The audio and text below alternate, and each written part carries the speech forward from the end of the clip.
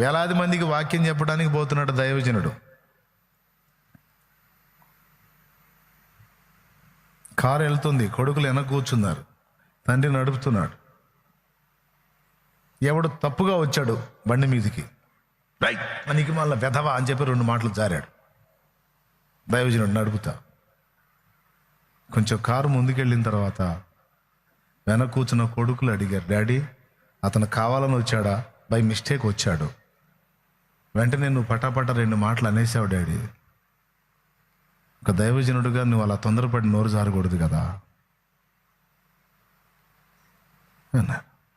వెంటనే car break కొట్టి ఆపి, కారు ఆయన దిగి పిల్లల్ని దించి బిడ్డల చేతులు పట్టుకొని, సారీ నాన్న అన్నాడు, క్షమించండి నాన్న, ఇది మీరు నేర్చుకోకూడదు, ఇది తప్పుడు మాదిరి, మరోసారి అలా చెయ్యను నాన్న అని క్షమాపణ అడిగాడంట. సాల్మన్ అన్న ఆయనే చెప్పాడు.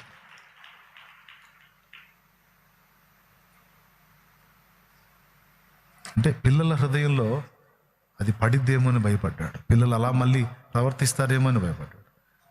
పిల్లలు చెప్పినప్పుడే నోరు మూసుకొని కూర్చోండి, వెధవలు తెలియచావదు ఎట్టబడితే అట్ట వస్తుంటారు, వాడు తెస్తే మనకే కదా సమస్య, నీకేం తెలుసు సోది నోర్మైండ్ అనొచ్చు. అలా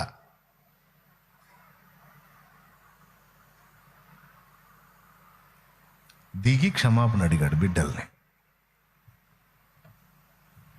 అలాంటి మనసున్నాడు కనుకనే సాల్మన్ అన్న ముందు కూర్చొని షాలేమన్న వాక్యం విన్నాడు.